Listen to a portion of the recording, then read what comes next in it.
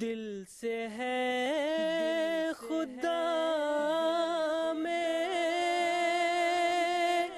ختم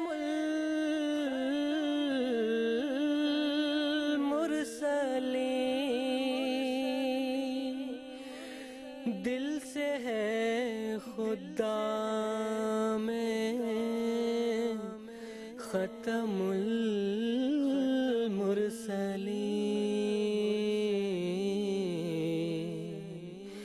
ختم المرسلین۔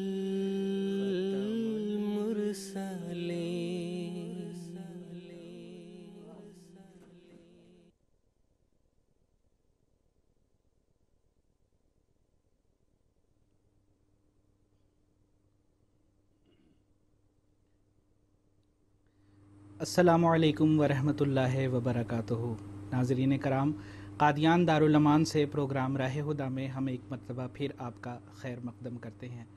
ماہ ستمبر کی 14 تاریخ ہے اور ہندوستانی وقت کے مطابق اس وقت تقریباً 9:30 بجے ہیں اور یہ وقت ہے راہ ہدیٰ کا۔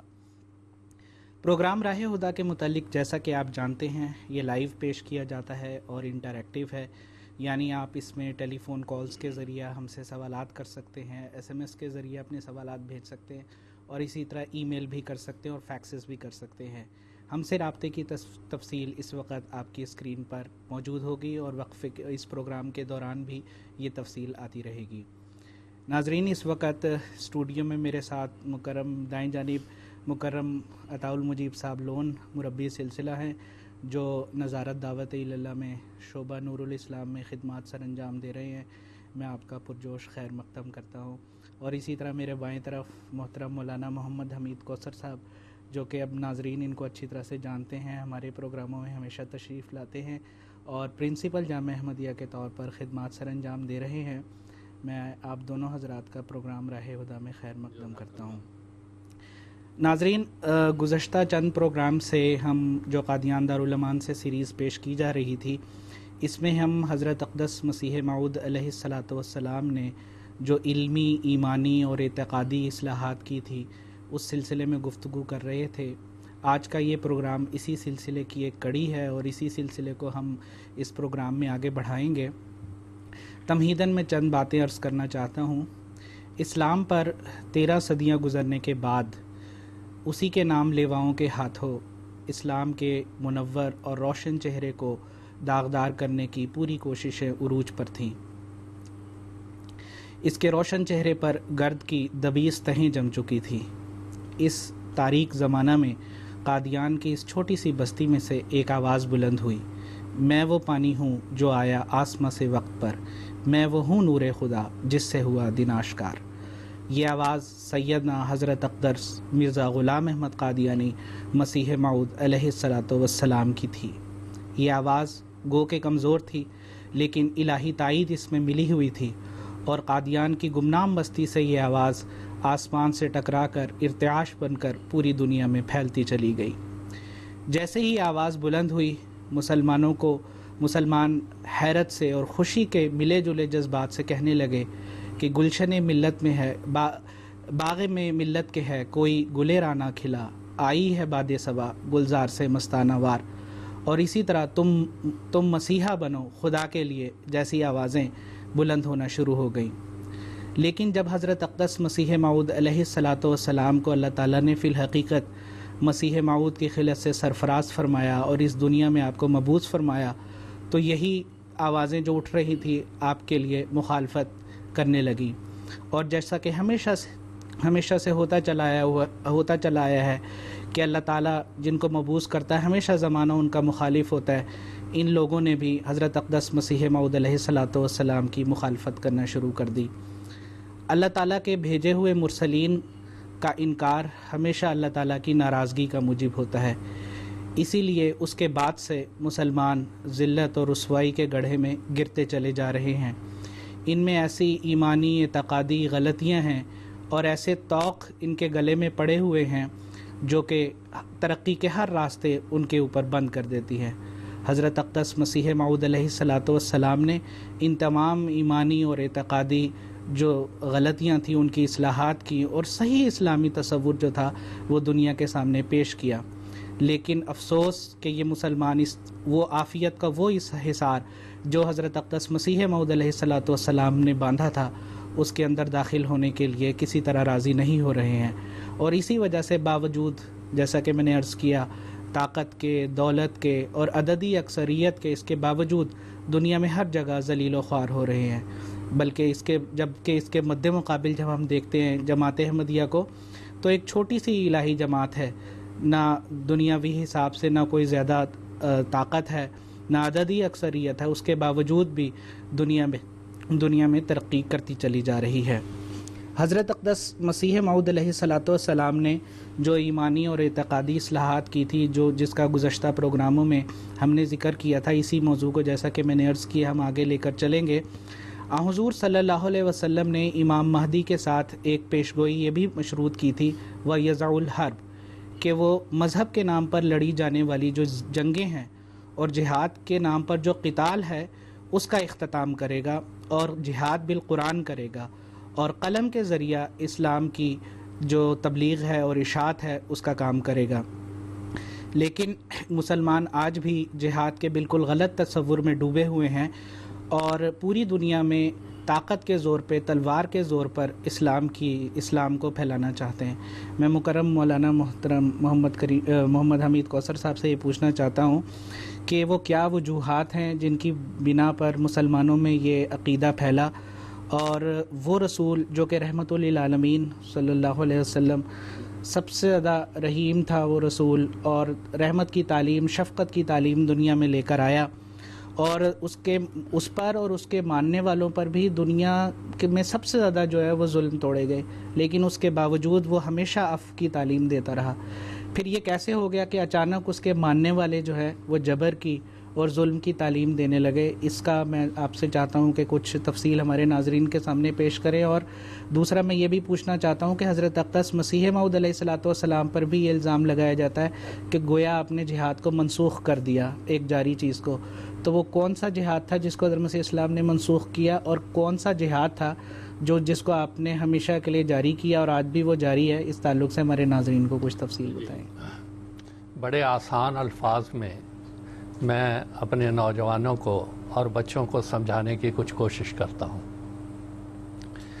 بات یہ ہے کہ سیدنا محمد مصطفیٰ صلی اللہ علیہ وسلم پر قرآن مجید کا نزول 20 اگست 610 کو ایک اندازے کے مطابق شروع ہوا.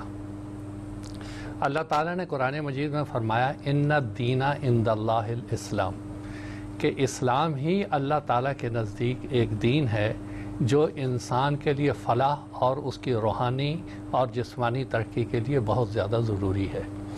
اسلام اس دین کا نام رکھا گیا.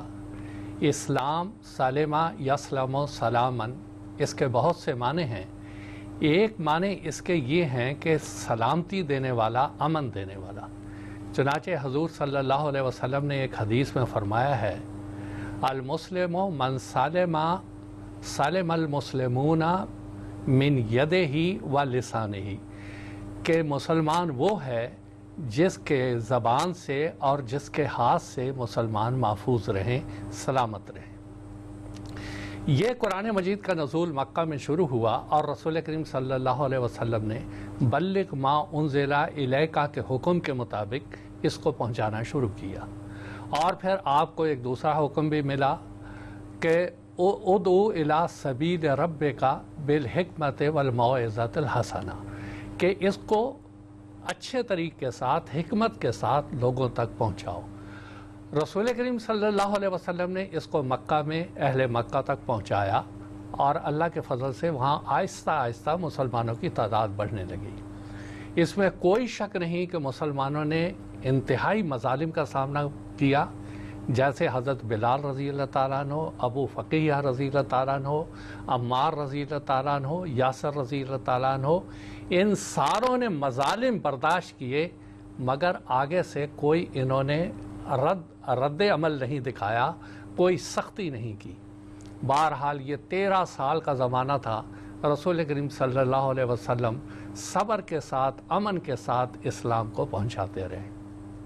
اس کے بعد یہ آج جب 13 سال کے آخری ایام تھے اس وقت مسلمانوں کو یہ طاقت بھی تھی. چنانچہ عبد الرحمن عوف رضی اللہ تعالیٰ عنہ کی ایک روایت ہے کہ ایک دفعہ میں نے رسول کریم صلی اللہ علیہ وسلم سے عرض کیا کہ یا رسول اللہ، اسلام سے پہلے ہم طاقتور تھے، اب آج کیا ہو گیا کہ ہمیں اجازت نہیں دی جا رہی؟ تو حضور نے فرمایا عمر تو بلفظ کہ میں درگزر کا حکم دیا گیا ہوں، اس لیے میں تمہیں لڑنے کی اجازت نہیں دے سکتا. اس امن کے ساتھ اسلام پھیلتا چلا گیا اور اسلام نے آگے سے کچھ بھی یہ رد عمل نہیں دکھایا، سختی نہیں دکھائی، بلکہ امن کے ساتھ اسلام کی تبلیغ ہوتی رہی. پھر ایک زمانہ ایسا آیا کہ رسول کریم صلی اللہ علیہ وسلم کو مجبور ہونا پڑا ہجرت پر. آپ نے مدینہ ہجرت کی. لیکن یہاں ایک عرض میں اور کرنا چاہتا ہوں کہ مدینہ میں جا کے عام طور پر تاریخ اسلام یہ کہتی ہے کہ اسلام کی ایک ریاست قائم ہوئی. اس ریاست کی ابتدا مکہ سے ہوئی، عقبہ، بیت عقبہ سے ہوئی. مدینہ سے کچھ لوگ آئے، اسلام میں داخل ہوئے. پھر حضور جب ہجرت کر کے مدینہ تشریف لے گئے تو وہاں آپ کو ایک ریاست اور جو میثاق مدینہ کہلاتا ہے اس کے تحت وہاں آپ کو سربراہ بنایا گیا. اب یہ اسلام کی پہلی سربراہیت، یہ پہلی ریاست، یہ کسی تلوار اور کسی طاقت کے زور سے تو نہیں تھی. یہ اسلام کی پرحسن تعلیم تھی جو مدینہ والوں کے دل و دماغ میں بیٹھ گئی اور انہوں نے اسلام کو قبول کیا، اور قبول کرنے کے بعد یہ پہلی ریاست مسلمانوں کی بغیر کسی طاقت کے قائم ہوئی. اب جب ہجرت کر کے چلے گئے وہاں پر، آپ نے اپنا گھر بار چھوڑ دیا، مسلمانوں نے چھوڑ دیا، 250 میل دور یثرب میں جا کے آپ لوگ آباد ہو گئے. سوال یہ تھا کہ مکہ والے اپنی جگہ پہ رہتے، یہ اپنی جگہ پہ رہتے، لیکن ایسا نہیں ہوا. ہوا یہ کہ یہ مکہ والے 1 سال کے بعد 1000 کا لشکر لے کر پھر مسلمانوں کو تباہ کرنے کے لیے آ گئے. اس وقت اللہ تعالیٰ نے اجازت دی مسلمانوں کو کہ اب جب بات اس حد تک بڑھ گئی ہے تو اللہ تعالیٰ نے اجازت دی. اعوذ باللہ من الشیطان الرجیم. اذن للذین یقاتلون بانہم ظلموا وان اللہ علی نصرہم لقدیر. کہ آج ہم اجازت دیتے ہیں ان لوگوں کو جو اپنے گھروں سے ناحق طور پہ نکالے گئے صرف اس وجہ سے کہ انہوں نے ربنا اللہ کہا، ہم انہیں اپنے دفاع کی اجازت دیتے ہیں. اب آپ دیکھ لیں کہ تاریخ کو اچھی طرح سے دیکھیں. مکہ چھوڑ کے حضور صلی اللہ علیہ وسلم اور مہاجرین مدینہ آ جاتے ہیں 250 کلومیٹر کے فاصلے پر. ان کے اوپر حملہ کرنے کے لیے وہ لوگ آتے ہیں. پھر دوسری دفعہ کب آتے ہیں؟ احد کے جنگ میں پھر آتے ہیں. پھر چند سالوں کے بعد 627 عیسوی میں پھر یہ لوگ احزاب کے موقع پر آتے ہیں. 10,000 اور 20,000 کی ان کی تعداد ہوتی ہے. یہ لوگ آئے تھے حملہ آور. اسلام نے کبھی حملہ نہیں کیا، اسلام نے صرف اپنا دفاع کیا. بہرحال اسلام کی یہ خوبصورت تعلیم اور رسول کریم صلی اللہ علیہ وسلم کا بادشاہوں کو خط لکھنا، قبائل میں جانا، اسلام بڑے امن کے ساتھ دنیا میں پھیلتا چلا گیا. آہستہ آہستہ آہستہ رسول کریم صلی اللہ علیہ وسلم نے جیسے فرمایا تھا خیر القرون قرنی، کہ سب سے بہتر صدی میری ہے، اس کے بعد دوسری ہے، اس کے بعد تیسری ہے، اس کے بعد فیض عوج کا زمانہ ہے. فیض عوج میں جس وقت ہم بڑھتے ہیں تو مسلمانوں میں بہت سے غلط عقائد پیدا ہو گئے، اور کچھ دشمنوں نے پیدا کیے، کچھ انہوں نے. سب سے زیادہ جو ٹکراؤ تھا اسلام کا وہ عیسائیت کے ساتھ تھا، کیونکہ دوسرا کوئی مذہب تبلیغ نہیں کرتا تھا. یہود تبلیغ نہیں کرتے تھے. ہمارے اس مذہب ہندوستان سے یہ لوگ کہیں باہر نہیں جاتے تھے تبلیغ کرنے کے لیے. صرف ایک عیسائیت تھی جو اسلام کے مقابلے پہ آ رہی تھی. انہوں نے یہ سوچا کہ سب سے اچھا حربہ ہے اسلام کو بدنام کرنے کے لیے کہ یہ کہا جائے کہ یہ طاقت کے زور پہ پھیلا. اور کچھ مسلمانوں میں بھی ایسے آوازیں آ گئیں کہ ہم اسلام اپنا دفاع طاقت سے کریں گے، اس طرح سے کریں. بہرحال اس ساری تفصیل کو چھوڑتے ہوئے ہم مسیح السلام کے زمانے میں آتے ہیں. 1857 ایک ایسا تھا جب کہ ہندوستان کی کمر تقریباً ٹوٹ گئی تھی. انگریزوں نے اس کے اوپر قبضہ کر لیا. انگریزوں نے حکومت کے سائے تلے عیسائیت کو پھیلانا شروع کیا. اس وقت پھر یہ آوازیں اٹھیں کہ اب جو ہے ہم طاقت کے زور پر یہ حکومت واپس لیں گے، اور اس کے لیے طاقت اور تلوار اور اس طرح کی باتیں. اس کو بھی جہاد کا نام دیا گیا کہ جہاد ہاں یہاں میں یہ بھی عرض کر دوں کہ اگر ہم جہاد کی قسمیں بیان کریں تو جہاد 3 طرح کا ہے جو قرآن اور حدیث سے ہمیں ملتا ہے. ایک جہاد کبیر، جاہد ہوں بہی جہادن کبیرہ، کہ قرآن کے ذریعے سے آپ جہاد کریں. اور پھر حضور صلی اللہ علیہ وسلم ایک دفعہ ایک غزوہ سے واپس آ رہے تھے تو آپ نے فرمایا رجعنا من الجہاد الاصغر الی الجہاد الاکبر، قیل یا رسول اللہ ما ہی الجہاد الاکبر، قال ہی مجاہدۃ النفس. تو اس سے ہمیں پتہ چلا کہ جہاد کبیر قرآن کے ذریعے سے تبلیغ کرنا، مجاہدہ جہاد اکبر اپنے نفس کی اصلاح، تزکیۃ النفس، یہ جہاد اکبر. اور جہاد اصغر جس کو قتال کا نام دیا گیا ہے وہ سب سے چھوٹا جہاد ہے. تو اسلام نے یہ 3 باتیں بیان کی تھی، لیکن مسلمانوں نے جہاد یہی سمجھ لیا جہاد اصغر، اور قتال اس کا نام حالانکہ قرآن مجید میں ہے، اس کو انہوں نے سب کچھ کہنا شروع کر دیا اور یہ کہا کہ ہم تلوار کے زور سے یہ کریں گے، فلاں کریں گے، لیکن اندرونی طور پہ تلوار کوئی تھی ہی نہیں، کرنا کیا تھا. اب آپ دیکھ کے آئیں کہ ہندوستان میں کہا جاتا ہے، عام طور پہ ہمارے ملک میں یہ اعتراض بہت زیادہ ہے کہ یہاں پر اسلام تلوار کے زور سے آیا، حالانکہ انتہائی غلط بات. اسلام جو آیا سب سے پہلے مالابار کی طرف آیا اور وہاں پر عرب تاجروں کے ذریعے سے آیا. ادھر اندرونی ہندوستان میں اولیاء اور صوفیاء کے ذریعے سے آیا. بادشاہیں تو اپنی حکومتیں کرنے کے لیے آئے تھے، بادشاہ اپنی حکومت کے لیے آئے تھے، وہ کوئی اسلام پھیلانے آئے نہیں تھے، وہ اسلام کے نمائندے تھے نہیں. اور جو کچھ اسلام خواجہ معین الدین چشتی رحمۃ اللہ علیہ، خواجہ نظام الدین اولیاء، مجدد الفسانی اور بہت سے سینکڑوں اولیاء آئے جنہوں نے اپنی قوت قدسیہ کے ذریعے سے، اپنے پاک نمونے کے ذریعے سے وہ اسلام انہوں نے پھیلایا اور اسی کی وجہ سے اسلام یہاں پہ قائم رہا. اس کے بعد مسلمانوں نے جو جہاد کبیر تھا وہ بالکل چھوڑ دیا، تبلیغ بالکل چھوڑ دی اور دوسروں کو محبت کے ساتھ اسلام سے قائل کرنا یہ بالکل چھوڑ دیا. حضرت مسیح علیہ السلام جس وقت تشریف لائے تو آپ کے بارے میں مسلمانوں کا عقیدہ تقریباً 7 صدیاں پہلے یہ بن چکا تھا کہ حضرت امام مہدی علیہ السلام جب آئیں گے تو وہ جو آپ نے حدیث پڑھی ہے یضع الحرب، کہ وہ جنگ کو ایک طرف رکھ دیں گے، انہوں نے اس کی تفسیر یہ کی کہ اس کے یہ معنی نہیں ہے. اب میں آپ کو ایک حوالہ پڑھ کے سناتا ہوں. یہ امام نبوی رحمۃ اللہ علیہ کا ہے جو مسلم کے انہوں نے شرح کی ہے.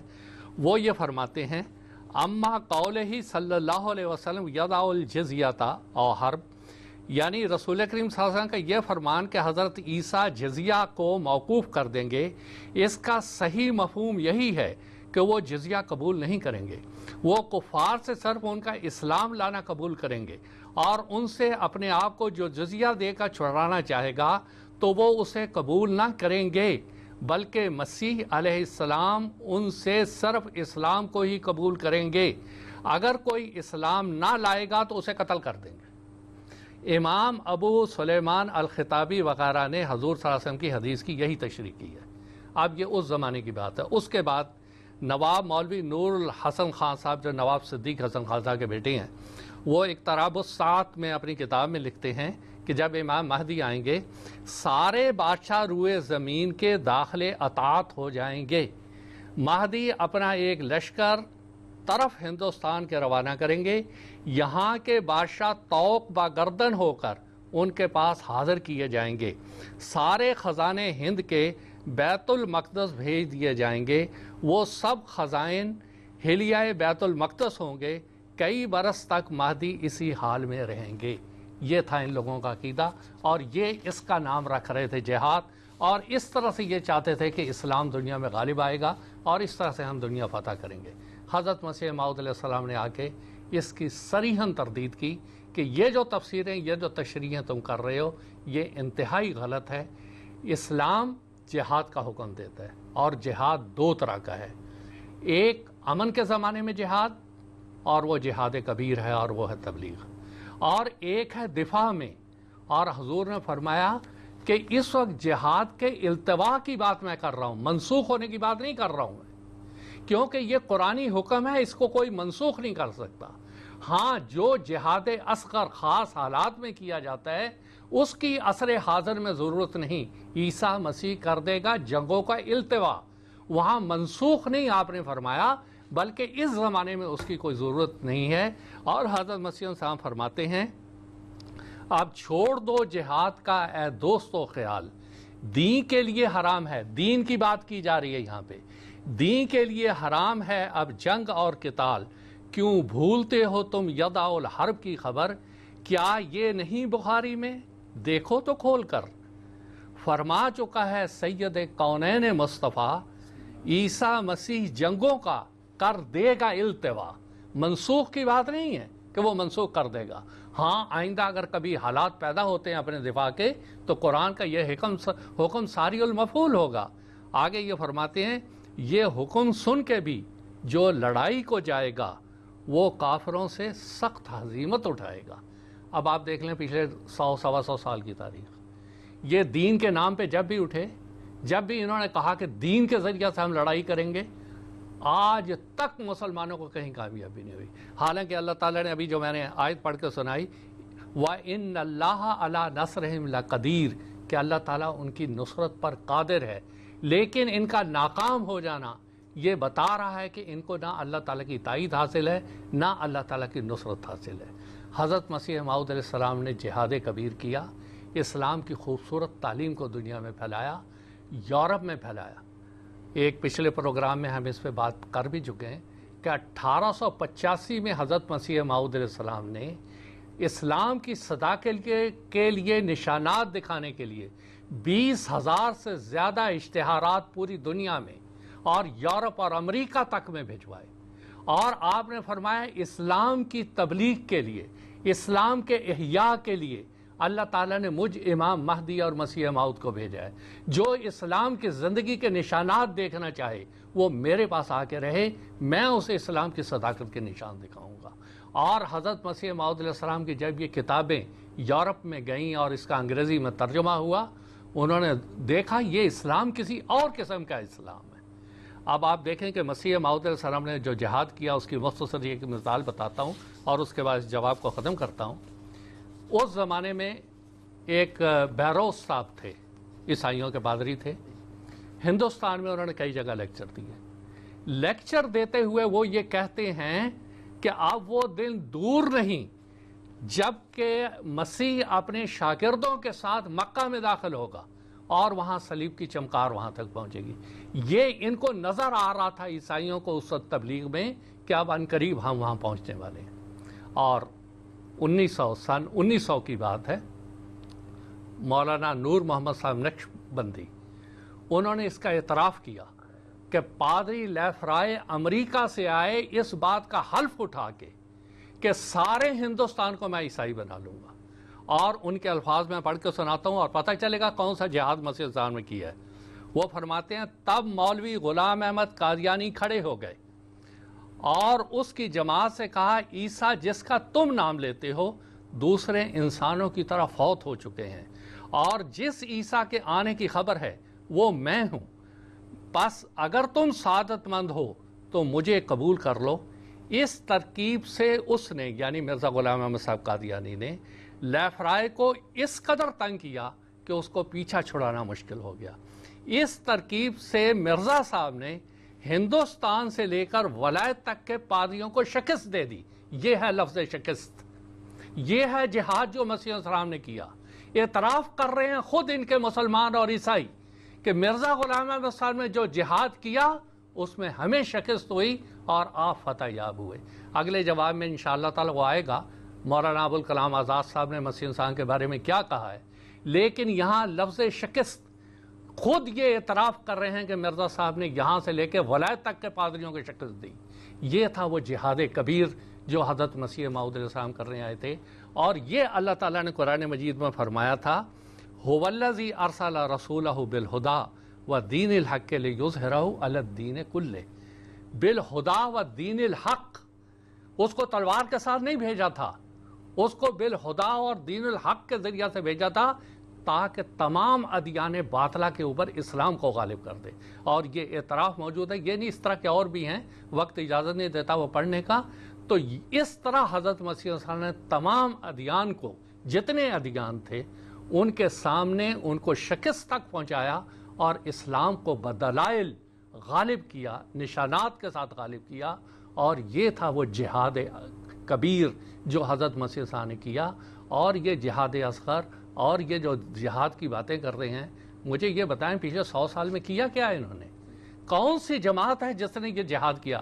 چلیں جہاد اصغر ہی بنا دیتے ہیں، انہی کا موقف صحیح ہے، مگر بتائے تو صحیح پچھلے 100 سال میں کامیابی کہاں ہوئی ہے؟ بلکہ الٹا یروشلم ہاتھ سے گیا، ارض مقدسہ ہاتھ سے گئی، اسلامی ممالک ہاتھ سے گئے، اور تو اور کل حضور اید اللہ تعالیٰ بسر عزیز نے دعا کی درخواست کی ہے جو سیریا کے حالات ہیں اور شرق اوسط کے حالات ہیں۔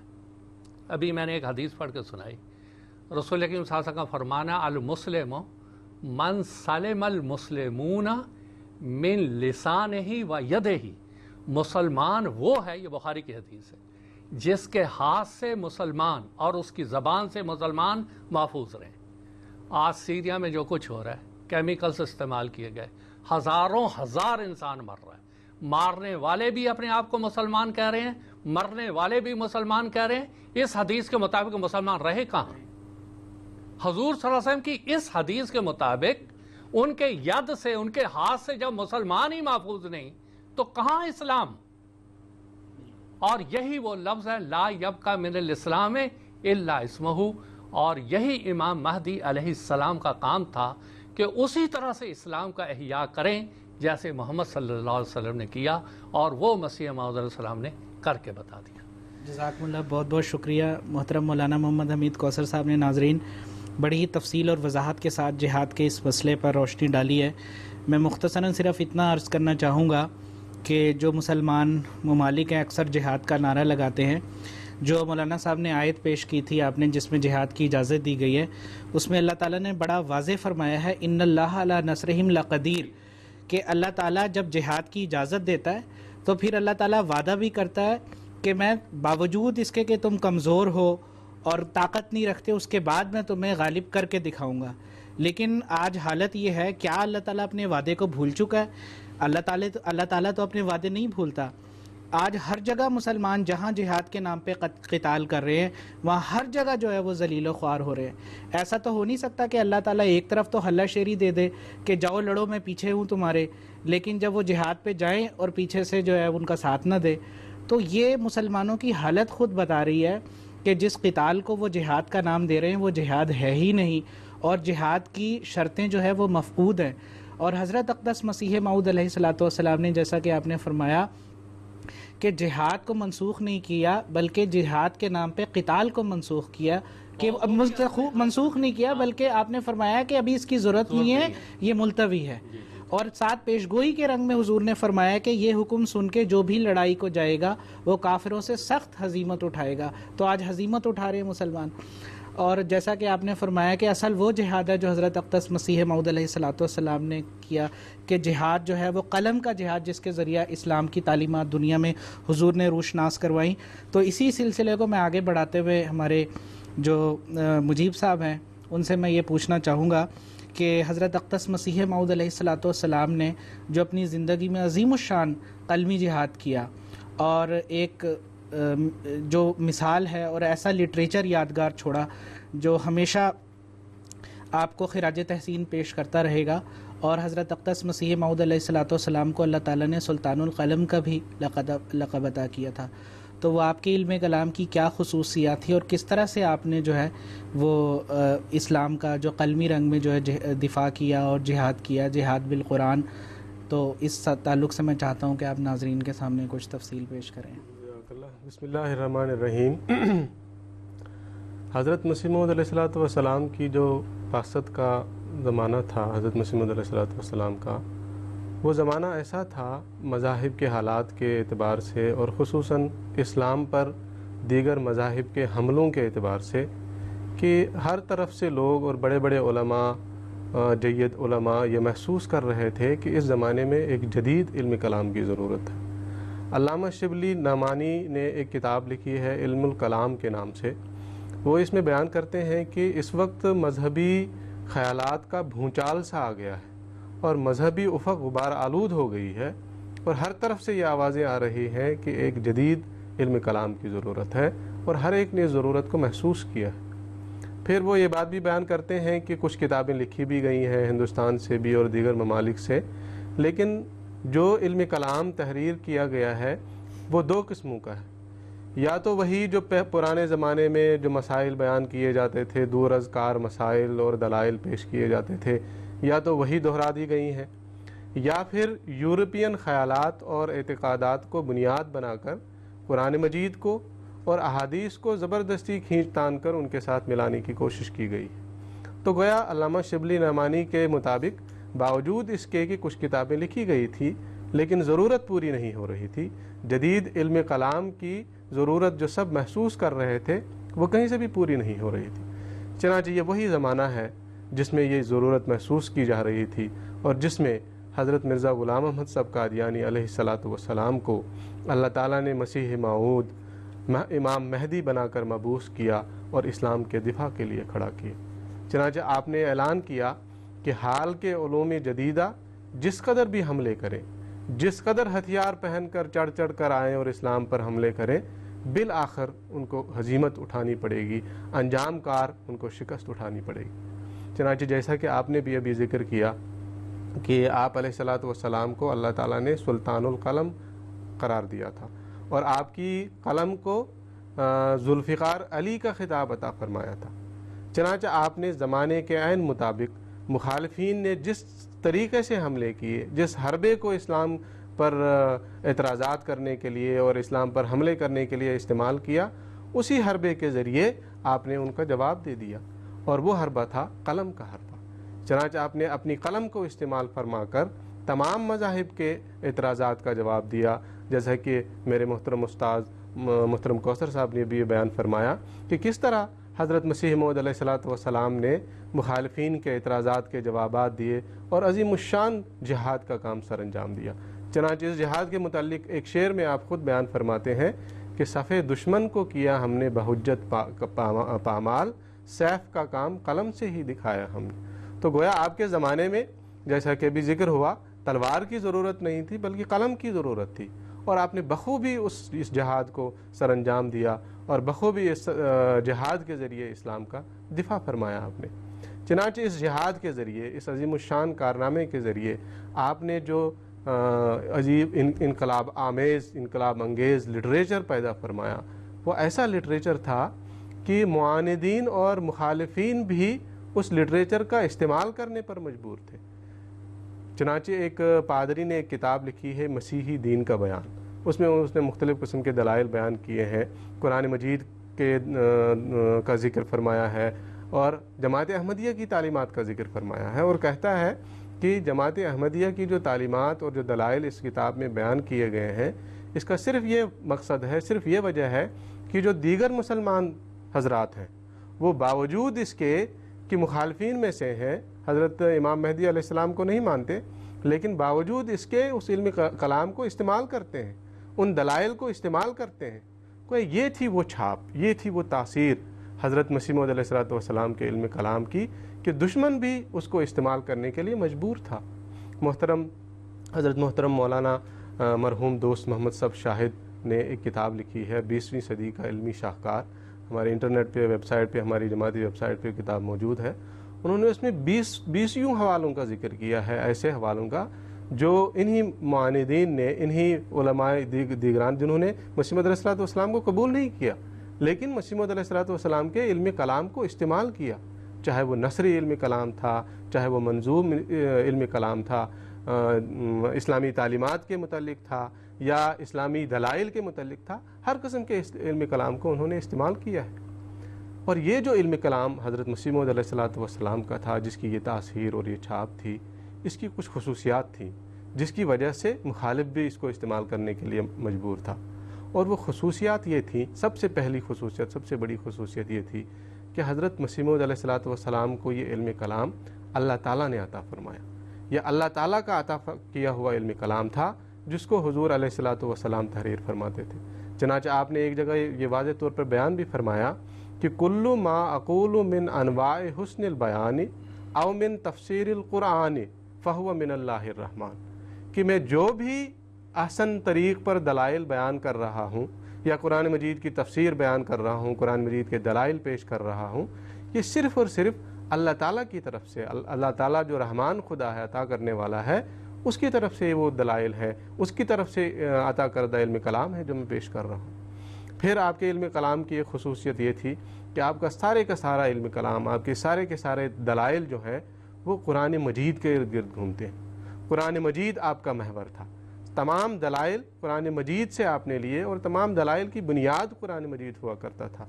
چنانچہ آپ نے ایک شعر میں یہ ذکر فرمایا ہے اسی حوالے سے کہ دل میں یہی ہے ہر دم تیرا صحیفہ چوموں، قرآن کے گرد گھوموں، کعبہ میرا یہی ہے۔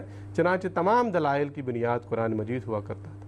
پھر ایک اہم خصوصیت آپ کے علم کلام کی یہ بھی تھی کہ آپ نے اپنے علم کلام میں عقلی اور نقلی دلائل، ہر قسم کے دلائل بیان فرمائے، اور اس سے آگے بڑھ کر ایک ایسی چیز پیش کر دی جو دشمن کو عاجز کرنے والی ہے، اور وہ چیز ہے نشان نمائی کا چیلنج۔ نشان نمائی کی دعوت دی اپنے مخالفین کو کہ اگر تم اپنے مذاہب کی سچائی کو ظاہر کرنا چاہتے ہو تو میرے مد مقابلہ مبارزت دی ان کو اپنے مقابل پر آنے کی، کہ میرے مقابل پر آؤ اور نشان دکھاؤ اگر اپنے مذاہب کو سچا سمجھتے ہو اور سچا یقین کرنا چاہتے ہو۔ یہی عظیم الشان علم کلام تھا حضرت مسیح موعود علیہ السلام کا۔ اور بعض اصول میں اس ضمن میں آپ کے ناظرین کی خدمت میں مناظروں کے حوالے سے پیش کرنا چاہتا ہوں، مذاہب کی پرخ کے حوالے سے جو حضرت مسیح موعود علیہ السلام نے اپنے عظیم الشان علم کلام میں بیان فرمائے، ان پر بھی مختصراً یہاں ذکر کرنا مناسب ہوگا۔ چنانچہ حضرت مسیح موعود علیہ السلام کے زمانے میں مختلف مذاہب آپس میں ایک دوسرے کے ساتھ برسر پیکار تھے، ایک دوسرے کے ساتھ تان و تشنی تک نوبت پہنچ جاتی تھی، ایک دوسرے کے ساتھ جنگ تک اس قسم کی نوبت پہنچ جاتی تھی، حالات بگڑ جاتے تھے، اور دلائل جو بیان کیے جاتے تھے اپنے مذاہب کے حق میں وہ ایسے دلائل ہوتے تھے جو کہ ان کے اپنے ذاتی خیالات ہوتے تھے یا کہیں اور سے لیے ہوئے خیالات ہوتے تھے۔ حضرت مسلم موعود رضی اللہ تعالیٰ عنہ ان مناظرات کے متعلق فرماتے ہیں کہ یہ اس قسم کی حالت ہوتی تھی کہ ایک سوار، مختلف دو چار سوار اگر مقابلے کے لیے بلائے جائیں، ان کو کہا جائے کہ مقابلہ کرو، اور کوئی کہیں دوڑے، کوئی دوسری طرف دوڑے، کوئی تیسری طرف دوڑے، تو کون جیتا اور کون ہارا اس کو کیسے نتیجہ اخذ کیا جا سکتا ہے؟ تو یہ حالت تھی مناظرات کی۔ تو حضرت مسیح موعود علیہ السلام نے آ کر ان مناظروں اور مذہب کے پرخ کے اصولوں کے لیے، مذہب کی پرخ کے لیے نہایت ہی عظیم اصول بیان فرمائے۔ سب سے پیارا اصول، سب سے اعلیٰ اصول جو مذاہب کی پرخ کے لیے آپ نے بیان فرمایا وہ یہ تھا، آپ نے فرمایا کہ مذاہب کی پرخ مشاہدے پر ہونی چاہیے۔ ہر مذہب جو جس مقصد کے لیے قائم ہوا ہے، جس غرض کے لیے آیا ہے، اس غرض کو جب وہ پورا کرے تو کہا جا سکتا ہے کہ اس نے اپنی غرض کو پورا کیا، اور مشاہدتاً وہ دکھا رہا ہوگا لوگوں کو کہ ہاں اس کے قیام کی غرض پوری ہو رہی ہے۔ آپ نے فرمایا کہ مذہب کی اصل اور بنیادی غرض یہ ہے کہ انسان کو خدا تعالیٰ کے ساتھ ملایا جائے، تو جو مذہب اس غرض کو مشاہدتاً دکھائے وہ مذہب سچا ہوگا۔ چنانچہ آپ نے فرمایا کہ قصوں کہانیوں کے رنگ میں اپنی مذہب کی سچائی ثابت کرنا یہ مناسب بات نہیں ہے، بلکہ موجودہ زمانے میں بھی یہ دکھایا جائے مشاہدہ کے رنگ میں کہ آپ کا مذہب سچا ہے یا کس کا مذہب سچا ہے یا کون سا مذہب یہ مشاہدے کے رنگ میں اپنے مذہب کی صداقت کو ثابت کر سکتا ہے۔ پھر ایک نہایت ہی پیارا اور نہایت ہی زبردست اصول مناظروں کے سلسلے میں آپ نے یہ بیان فرمایا اپنے علم کلام میں کہ مذاہب کی پرخ کے لیے اور مناظروں کے لیے یہ اصول ضروری ہے کہ دعویٰ اور دلیل یہ دونوں مذاہب اپنی الہامی کتاب سے پیش کریں، نہ یہ کہ ادھر ادھر سے کہیں سے اپنے خیالات بیان کریں، بلکہ جو بھی ان کا عقیدہ ہے، جس عقیدے پر وہ چل رہے ہیں، وہ عقیدہ وہ اپنی مذہب کی کتاب سے بیان کریں، اپنی مذہب کی کتاب سے ثابت کریں، اور پھر اس کی دلیل بھی اپنی مذہب کی کتاب سے پیش کریں۔ جیسا کہ میں نے ابھی عرض کیا کہ ایسی کوئی صورتحال نہیں تھی، اپنی طرف سے جو من میں باتیں آئیں، جو ذہن میں باتیں آئیں، جو باتیں اچھی لگیں وہ اپنے مذہب کی طرف منسوب کر کے پیش کی جا رہی ہیں۔ لیکن آپ علیہ السلام نے فرمایا کہ یہ طریقہ بالکل درست نہیں، دعویٰ اور دلیل دونوں اپنی مذہبی کتاب سے پیش کرنے ہوں گے۔ چنانچہ ایک ایسا عظیم الشان اور زبردست اصول تھا کہ اس اصول کو کوئی بھی ٹھکرا نہیں سکتا تھا، ہر ایک کو قبول کرنا ہی ضروری تھا اس اصول کو، کیونکہ اگر وہ قبول نہیں کرتے تو وہ گویا کہ اس بات کا اظہار کرتے کہ چونکہ ہمارے مذہبی کتابوں میں ہمارے عقائد کے دلائل، ہمارے عقائد کا دعویٰ موجود نہیں ہے، اس لیے ہم اس اصول کو قبول نہیں کر سکتے، گویا خود اپنے الفاظ سے، اپنی زبان سے شکست کو قبول کر رہے ہوتے۔ تو یہ بھی ایک عظیم الشان اصول مناظروں کے سلسلے میں حضور علیہ السلام نے بیان فرمایا۔ پھر ایک نہایت ہی پیارا اصول آپ نے مناظروں کے سلسلے میں ہی یہ بھی بیان فرمایا کہ مذاہب جو ہیں وہ دوسرے مذاہب پر حملہ نہ کریں۔ اس سے بہتر یہ ہے کہ مذاہب اپنے مناظروں میں، اپنے مقابلوں میں اپنے مذاہب کی خصوصیات کو بیان کریں، اپنی مذاہب کی خاص تعلیمات کو بیان کریں۔ اگر وہ حملے کریں گے تو حملے کے نتیجے میں نفرت پیدا ہوگی، جوش اور جذبات پیدا ہوں گے، فساد برپا ہوگا۔ لیکن اگر وہ اپنے مذہب کی خصوصیات بیان کریں گے تو اس سے یہ ہوگا کہ ان خصوصیات کو حاصل کرنے کی اور ان خصوصیات پر عمل کرنے کی ترغیب پیدا ہوگی سننے والوں میں۔ پھر اسی ضمن میں آپ نے یہ بھی بیان فرمایا کہ بعض اعتراض بھی کرتے ہیں دوسرے مذاہب پر، تو آپ نے فرمایا کہ اعتراض بھی اگر کوئی مقابلے کی صورت میں کسی مذہب پر کرتا ہے تو وہ اعتراض ہونا چاہیے جو اعتراض خود اس کے اپنے مذہب پر نہ پڑتا ہو۔ اگر اپنے مذہب پر بھی وہی اعتراض اس کے پڑھ رہا ہو تو پھر وہ دوسرے مذہب پہ کیسے وہ اعتراض کر سکتا؟ پھر اسی ضمن میں آپ نے یہ بھی بیان فرمایا کہ جو کسی بھی مذہب پر اگر اعتراض بھی کرنا ہے، کوئی سوال پیش کرنا ہے کسی مذہب کے سامنے، تو وہ ان کی مسلمہ کتب کے حوالے سے پیش ہونا چاہیے۔ یہ نہیں ہے کہ کسی بھی عالم نے، کسی بھی ایرے گرے نے کوئی بھی کتاب لکھ دی اور اس میں کوئی بات بیان کر دی اور اس کو لے کے پھر کسی مذہب پر حملہ کر دیا جائے۔ اسلام کے حملوں کی صورت میں یہی ہوتا تھا، اسلام پر ایسے ہی حملے کیے جاتے تھے۔ قرآن مجید کو چھوڑ کر، مسلم احادیث کی کتب کو چھوڑ کر ایسی کتابوں سے اسرائیلی روایات کو لے کر اسلام پر حملے کیے جاتے تھے۔ تو آپ نے فرمایا یہ طریقہ نہایت ہی نامناسب ہے مذاہب کے مناظروں کے لیے۔ پھر آپ نے ایک پیارا اصول اندرونی طور پر مسلمانوں کے لیے بھی بیان فرمایا۔ مسلمان بھی آپس میں مباحثے کرتے تھے، مناظرے کرتے تھے، اپنے مسائل کے بارے میں، چھوٹے چھوٹے مسائل کے بارے میں بہت لمبے لمبے مناظرے چلتے تھے، لمبے لمبے مقابلے چلتے تھے۔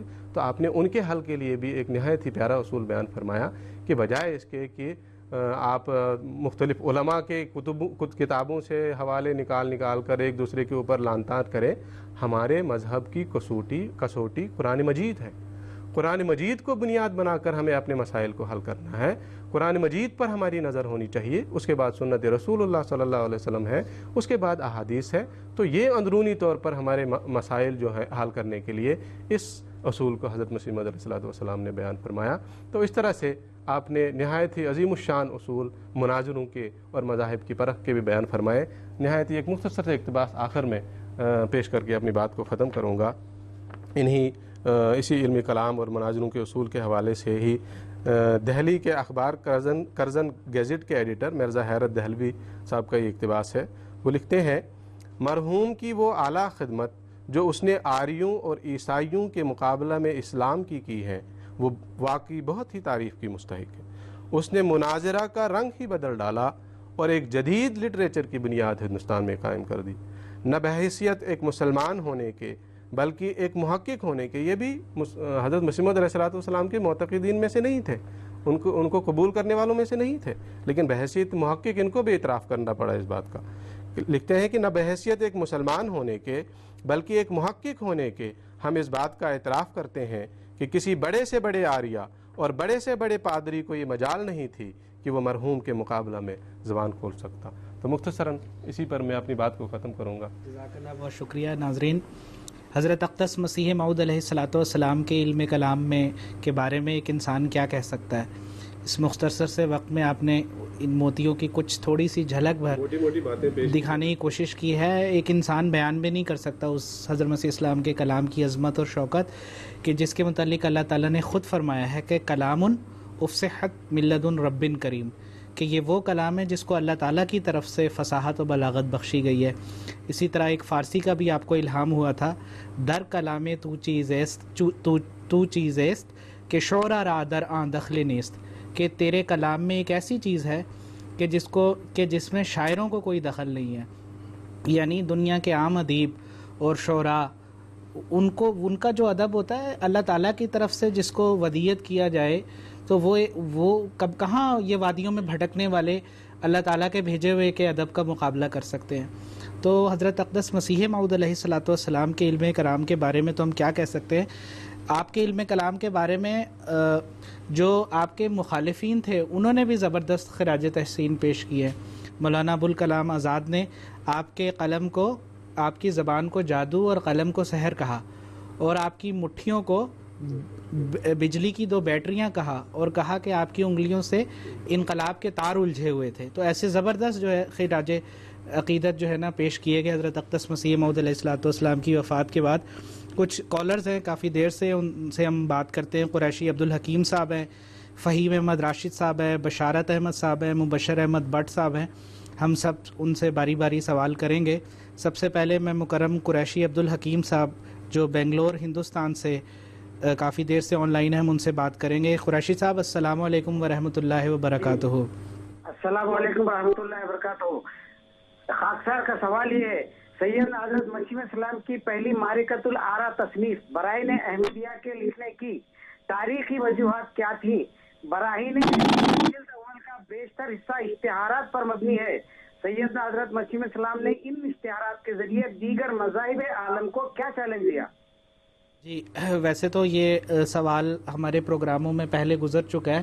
براہین احمدیہ لکھنے کی کیا وجوہات تھی، تو وہی جذبات حضرت مسیح اسلام کا جو آپ کو تڑپاتا تھا اسلام کے دفاع کے لیے. تو میں محترم مولانا محمد حمید کوثر صاحب سے درخواست کروں گا کہ مختصراً جواب دیا جائے. حضرت مسیح موعود علیہ السلام نے براہین احمدیہ جو تصنیف فرمائی تھی اس کی وجہ یہ تھی کہ اسلام پر بہت زیادہ حملے ہو رہے تھے، اور خاص طور پہ عیسائیت اور آریہ سماج اور برہمو سماج کی طرف سے. حضرت مسیح موعود علیہ السلام نے 1880 سے لے کے 84 تک یہ کتاب لکھی، اور 4 حصے اس کے منظر عام پر آئے. اس میں حضرت مسیح موعود علیہ السلام نے الہام کی ضرورت، اس کے اوپر سب سے زیادہ زور دیا، سورہ فاتحہ کی تفسیر، اور اس کے علاوہ اسلام پر جو حملے ہو رہے تھے وہ سارے کے سارے آپ نے اس کا مختصراً اس میں ذکر فرمایا ہے، اور بڑی شرح اور بسط کے ساتھ اس کو آپ نے بیان کیا ہے. اور آپ نے فرمایا کہ میں نے جتنے دلائل اس کے اندر دے دیے ہیں، اگر کوئی اتنے دلائل اپنے مذہب کے دکھا سکے صداقت اسلام کے لیے، صداقت قرآن کے لیے، یا اپنی مذہبی کتاب کے لیے، تو میں اس کو 10,000 روپیہ انعام دوں گا. اگر وہ اتنے نہیں دکھا سکتا تو کم از کم آپ نے علی سبیل التنازل یہ فرمایا کہ اگر وہ میرے دلال کو ہی توڑ دے تب بھی میں اس کو 10,000 روپیہ انعام دوں گا. لیکن 1880 سے لے کے اب تک کسی کو یہ ہمت نہیں ہوئی کہ وہ آ کے یہ جو انعام تھا جو حضرت مسیح عیسیٰ نے مقرر فرمایا تھا وہ اس کو لے لے. اور یہ ایک بہت بڑا کام تھا جو حضرت مسیح عیسیٰ نے اس زمانے میں کیا، اور مسلمانوں نے اس کا اعتراف کیا کہ یہ ایک ایسی کتاب ہے جو اسلام کے دفاع کے لیے پچھلے 1300 سال میں ایسی کتاب نہیں لکھی گئی. جزاک اللہ. اب محترم فہیم احمد صاحب راشد پاکستان سے، ہم ان سے بات کریں گے. فہیم صاحب السلام علیکم ورحمۃ اللہ وبرکاتہ. وعلیکم السلام ورحمۃ اللہ وبرکاتہ. میرا سوال ہے، حضرت مسیح علیہ السلام تشریح میں بڑی باریکی سے تعلیمات کے بارے میں بتا رہے ہیں کہ یہ جو جن کے اسے عمل کرے گا وہ میری جماعت میں شامل ہے، جو عذاب سے محفوظ رہے گا. تو عذاب سے ریلیٹڈ میرا سوال ہے کہ عذاب قبر سے کون سا قبر مراد ہے؟ یہ والی مراد دنیا والی یا کوئی عالم برزخ والی؟ جی جزاک اللہ. ان کا سوال یہ ہے کہ جب انسان فوت ہو جاتا ہے تو قبر میں ڈالا جاتا ہے، تو جہاں عذاب اور جزا سزا کا سلسلہ شروع ہو جاتا ہے، تو کس قبر کی بات ہو رہی ہے؟ یہ ظاہری قبر یا کون سی قبر ہے، یہ پوچھ رہی ہے. اس کا جواب آگے سوالات میں آ جائے گا، لیکن اختصار سے میں بتاتا ہوں. حضرت مسیح موعود علیہ السلام نے اس کو بڑی تفصیل سے بیان فرمایا ہے کہ قبر سے مراد یہ قبر جو ہم دفن کرتے ہیں، بعض لوگ جو ہیں وہ جلا دیتے ہیں، بعض لوگ اس کو میوزیم میں رکھتے ہیں. ہر انسان جو اس دنیا سے جاتا ہے، فوت ہوتا ہے، اس کی روح جب اس کے جسم کو چھوڑ دیتی ہے تو اس کے روح کو ایک جسم ملتا ہے اور وہ عالم برزخ میں چلا جاتا ہے. عالم برزخ میں اس کے اعمال کے مطابق اس کو ایک جسم ملتا ہے. اور یہ بتانا حضور فرماتے ہیں کہ ابھی درست نہیں ہوگا کہ وہ جسم کس مادے سے بنا ہوتا ہے، لیکن یہ یقینی اور حتمی بات ہے کہ برزخ میں جانے کے بعد اس کو ایک جسم ملتا ہے جو اس کے اعمال کے مطابق ہوتا ہے، اور وہ نورانی جسم بھی ہو سکتا ہے اور وہ تاریکی والا جسم بھی ہو سکتا ہے، دھوئیں والا جسم بھی ہو سکتا ہے. اور حضرت مسیح صاحب نے فرمایا میں نے بہت سے مردوں کو عالم کشف میں دیکھا جو کہ جن کے جسم دھوئیں کے تھے اور بعض ایسے تھے جو نورانی تھے. بہرحال جسم ان کو ملتا ہے اپنے اعمال کا مزہ چکھنے کے لیے یا اپنے بد اعمال کی سزا کے لیے. یہ حضرت مسیح انسان نے تفصیل سے بیان کیا ہے، لیکن اس کا جواب اگلے ایک سوال میں بھی آ جائے گا. جی جزاک اللہ. اس بارے میں اگر آپ زیادہ تفصیل جاننا چاہتے ہیں تو حضرت اقدس مسیح موعود علیہ الصلوۃ والسلام کی جو معرکۃ الآراء تصنیف ہے اسلامی اصول کی فلسفی، اس میں اس کی بڑی وضاحت سے حضور نے اس کو بیان کیا ہے. پھر یہ کہ اللہ تعالیٰ قرآن مجید میں فرماتا ہے ثم اماتہ فاقبرہ، کہ میں اس کو موت دوں گا پھر قبر میں رکھوں گا. تو ہم اس دنیا میں دیکھتے ہیں ہر انسان کو تو نہیں قبر میں ڈالا جاتا ہے، کچھ ڈوب کے مر جاتا ہے، کوئی جلایا جاتا ہے. تو یہ جی ہاں بالکل، تو یہ وہ قبر ہے ہی نہیں. جی بالکل جی، تو وہ عالم برزخ میں ایک جی انسان چلا جاتا ہے بالکل، اور اس قبر کا یہاں پر ذکر ہے. جی بالکل جزاک اللہ. تو امید ہے آپ کو وضاحت مل گئی ہوگی اپنے سوال کی. آگے ہم مکرم بشارت احمد صاحب ہیں پاکستان سے، ان سے بات کریں گے. بشارت صاحب السلام علیکم ورحمۃ اللہ وبرکاتہ. جی وعلیکم السلام ورحمۃ اللہ وبرکاتہ. سب سے پہلے تو میں آپ کے پروگرام کی سیاست سے پیارے حضور کو السلام علیکم ورحمۃ اللہ وبرکاتہ پیش کرتا ہوں. اس کے بعد آپ جو پروگرام میں میزبان اور جواب دینے والے حضرات بیٹھے ہیں ان کی خدمت میں السلام علیکم ورحمۃ اللہ وبرکاتہ. میرا 2009 میں نے بیعت کی ہے، تو میرا ایک دوست ہے جو مجھے پہلی دفعہ ربا ساتھ لے کے گیا تھا، وہ ابھی تک بیچ میں لٹکا ہوا ہے. تو ہم نا ایک دن دیکھ رہے تھے، صاحب کا پروگرام لگا ہوا تھا راہ خدا کا، اس میں دجال کے اوپر نا کافی تفصیل سے بات ہو رہی تھی. وہ میرے دوست نے ساری سنی. اس کو بعد میں نے پوچھا کہ کیا تم اس بات کو مانتے ہو، سمجھ لگی ہے؟ وہ کہنے لگا ہاں اس بات کی تو مجھے سمجھ آ گئی ہے، دجال کی، فاتح مسیح کی، لیکن مجھے ابھی تک آپ جو نبوت کی اور خلافت کی بات کر رہے ہیں نا، اس کی مجھے سمجھ نہیں آتی. اس کے اوپر پلیز تفصیل سے ذرا بتا دیں تاکہ شاید اللہ تعالیٰ فضل کرے میرے دوست کے اوپر اور اس کو نبوت اور خلافت کی سمجھ بھی آ جائے.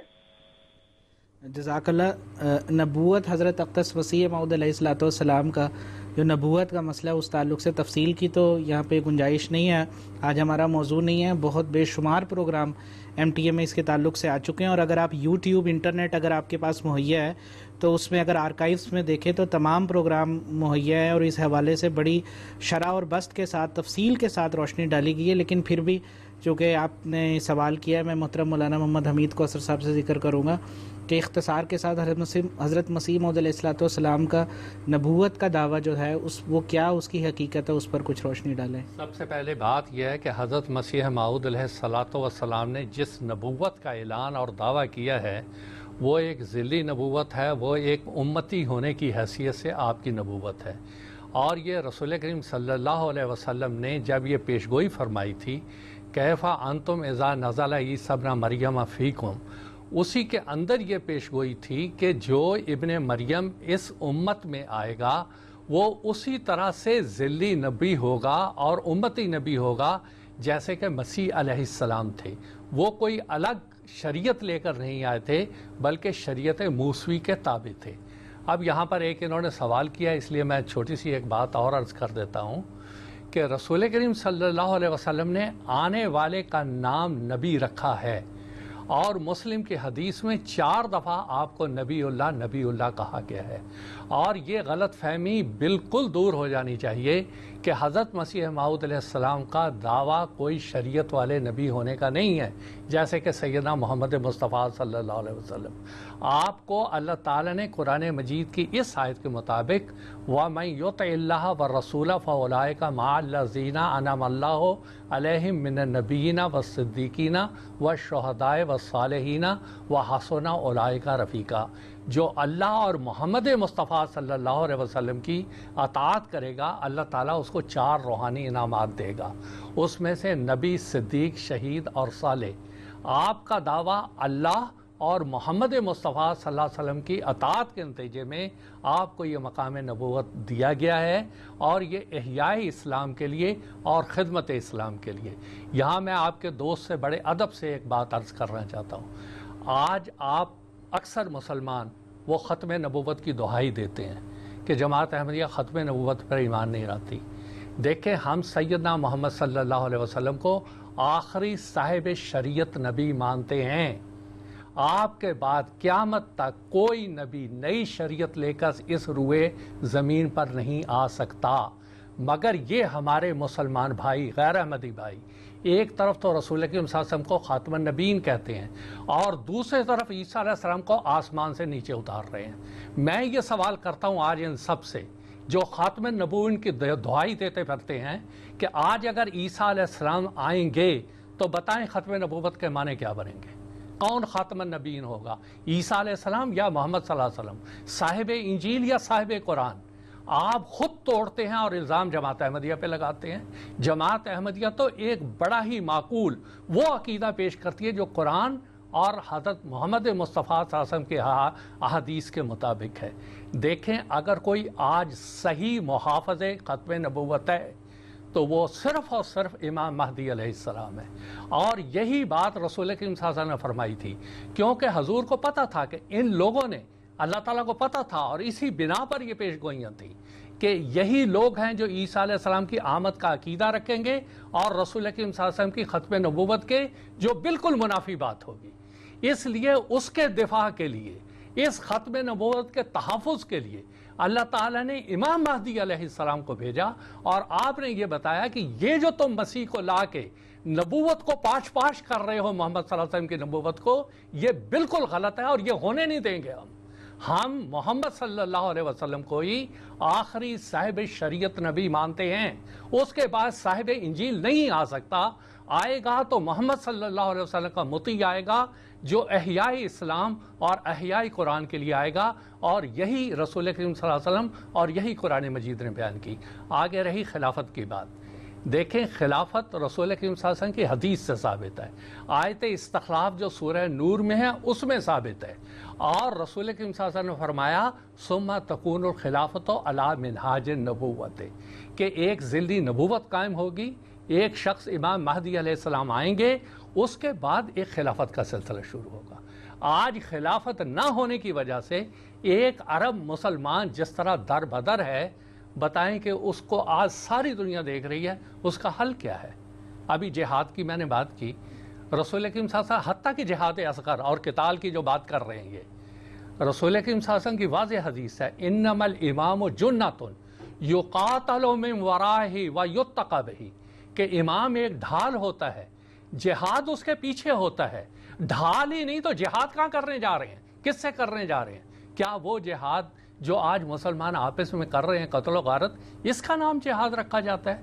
یہ تو اسلام اور محمد صلی اللہ علیہ وسلم کی تعلیم کو بدنام کرنے والی بات ہے.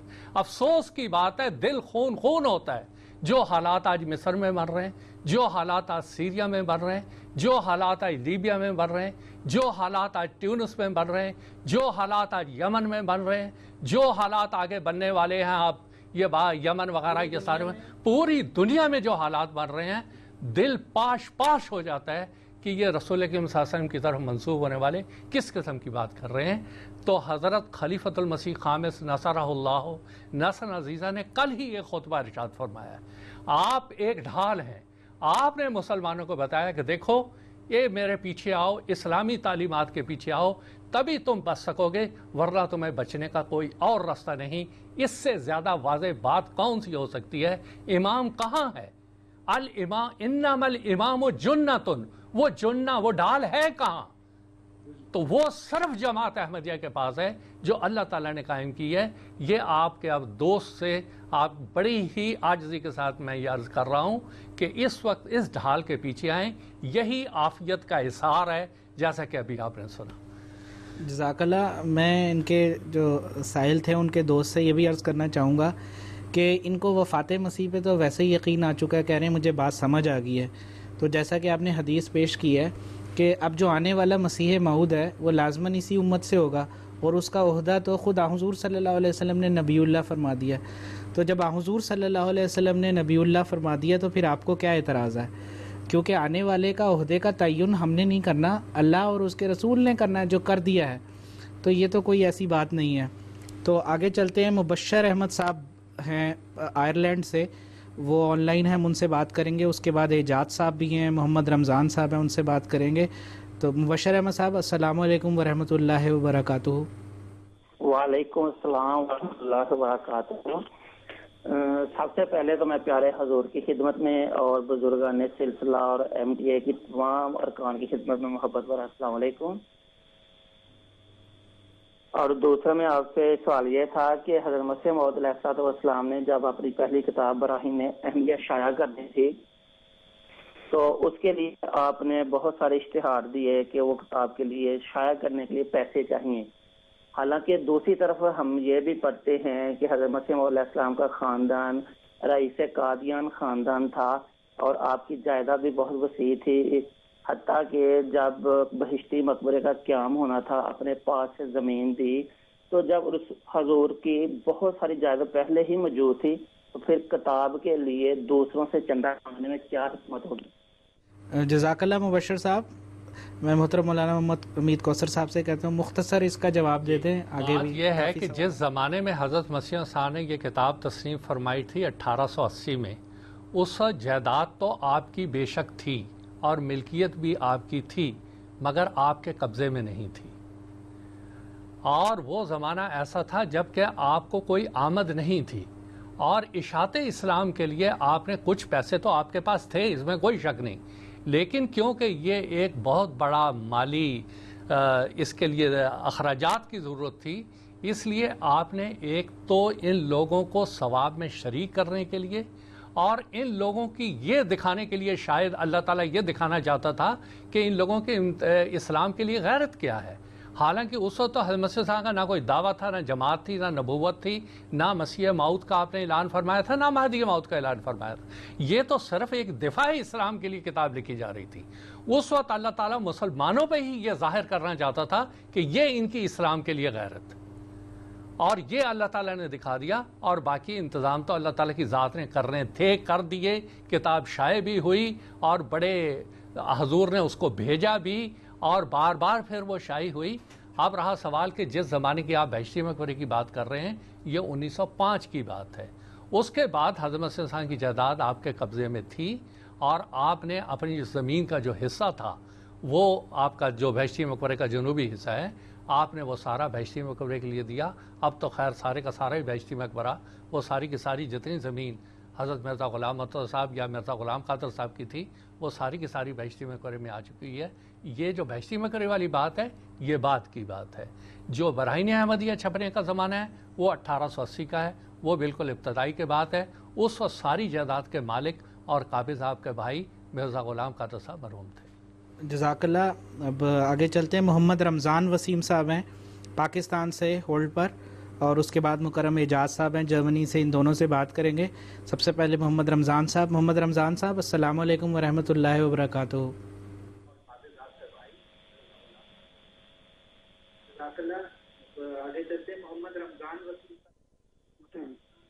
ان کی آواز بند کر لیں. جی وعلیکم السلام رمضان صاحب، جی فرمائیں. سر میں رمضان مکی بول رہا ہوں لاہور پاکستان سے.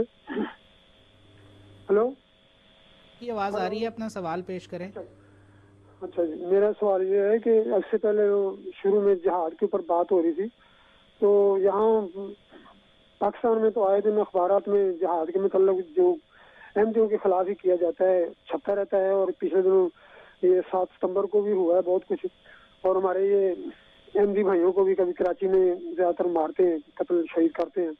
اور مساجد میں بھی انہوں نے جہاد کیا ہے ہماری میں، ان کو جہاد کا نام دیتے ہیں بہت بڑا. اور بھٹو کے ذریعے سے انہوں نے جو اسمبلی سے بل پاس کروایا ہمارے لیے، اس کو ایک بہت بڑا کارنامہ بھٹو کا بھی دکھا کر پیش کرتے ہیں کہ یہ بہت بڑا ایک اسلام کی خدمت کی ہے. اسی طرح بعد میں ضیاء الحق صاحب آئے، انہوں نے 84 میں ایک قانون آرڈیننس جاری کیا جس سے وہ احمدیوں کو نمازیں پڑھنے، کلمہ پڑھنے، مساجد بنانے سے روکتے ہیں. تو یہ وہ کہتے ہیں یہ ہمارا جہاز تو کامیاب ہے. تو کیا یہ اس کو کس رنگ میں ہم دیکھیں گے، کس طرح سے وہ اس کو اپ لیں گے؟ جی رمضان صاحب جزاک اللہ. آپ کا سوال میں ہی جواب جو ہے وہ پوشیدہ ہے کہ جو جس کو وہ جہاد کا نام دیتے ہیں، اس جہاد نے تو ملک کی جو حالت کر دی ہے وہ سب پر واضح ہے. اب یہاں پہ تفصیل کی گنجائش نہیں ہے. اور جس جماعت کی ترقی کو انہوں نے روکنا چاہا تھا وہ آواز تو نکل کے پوری دنیا کے کناروں تک پھیل چکی ہے اور 204 جماعتوں میں جماعت احمدیہ کا پودا لگ چکا ہے. تو یہ تو جس کو جہاد کا نام دے رہے ہیں، یہ تو ظلم ہے، اور اس ظلم کی پاداش ان کو بھگتنی پڑ رہی ہے، اور آج جو وہاں پر حالات ہیں وہ اسی کا نتیجہ ہے۔ تو ابھی اس وقت تفصیل کی گنجائش نہیں ہے، ہم آگے چلتے ہیں۔ مکرم اعجاز احمد صاحب ہیں جرمنی سے، آن لائن ان سے بات کرتے ہیں۔ اعجاز صاحب السلام علیکم ورحمۃ اللہ وبرکاتہ۔ وعلیکم السلام ورحمۃ اللہ وبرکاتہ۔ اعجاز بول رہا ہوں جرمنی سے، حلقہ گریفن ہاؤزن۔ میں ربوہ دارالجمع یونیورسٹی سے میرا تعلق ہے، اور میں نے قرآن میں پڑھا ہے کہ اللہ تعالیٰ نے حضرت آدم علیہ السلام اور اما حوا کو جب جنت سے زمین پر جانے کا حکم دیا تو انہوں نے، اللہ تعالیٰ نے فرمایا اس وقت کے سارے زمین پر چلے جاؤ۔ تو میں یہ پوچھنا چاہتا ہوں کہ حضرت آدم علیہ السلام کے ساتھ اور کتنے لوگ تھے، اور وہ لوگ کون تھے اور کہاں گئے؟ جزاک اللہ۔ میں مکرم عطاء المجیب لون صاحب سے درخواست کرتا ہوں کہ وہ جنت کا کیا ان کے ذہن میں کوئی اور ہی تصور ہے جنت کا، جہاں پہ وہ سمجھ رہے ہیں کہ حضرت آدم تھے، اور ان کے ساتھ کون لوگ تھے جن کو وہاں سے نکالا گیا اور زمین میں چلے جانے کا حکم دیا؟ تو یہ کیا واقعہ مختصراً ذرا میں آپ سے گزارش کروں گا کہ بیان کریں۔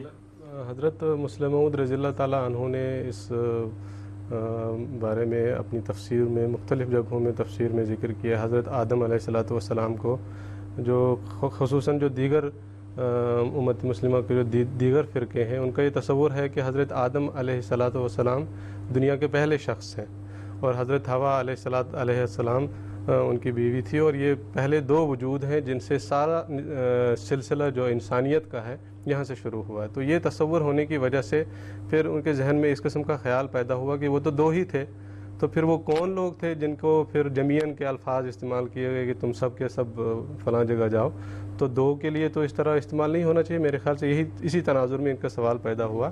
تو حقیقت اس معاملے کی، جیسے کہ میں نے عرض کیا، حضرت خلیفۃ المسیح ثانی رضی اللہ تعالیٰ عنہ نے اپنی تفاسیر میں بیان فرمائی ہے کہ یہ جنت کوئی وہ آسمانی جنت نہیں تھی جو انسان کو یوم آخرت میں ملنے والی ہے، مرنے کے بعد پھر یوم جزا کے دن ملنے والی ہے۔ یہ وہ جنت نہیں تھی، بلکہ ایک دنیاوی جنت تھی، ایک دنیاوی جنت نما ایک معاشرہ تھا جس میں بعض شیطان صفت یا ابلیس صفت انسانوں نے حضرت آدم علیہ السلام کو بہکانے کی کوشش کی، اور بہکانے میں وہ کسی حد تک کامیاب بھی ہو گئے، اور ان کے ساتھ حضرت آدم علیہ السلام اور ان کے ساتھ ان کی بیوی اور ان کے ساتھ پوری جمعیت تھی، پورے لوگ تھے جن کے لیے وہ بطور نبی مبعوث کیے گئے تھے۔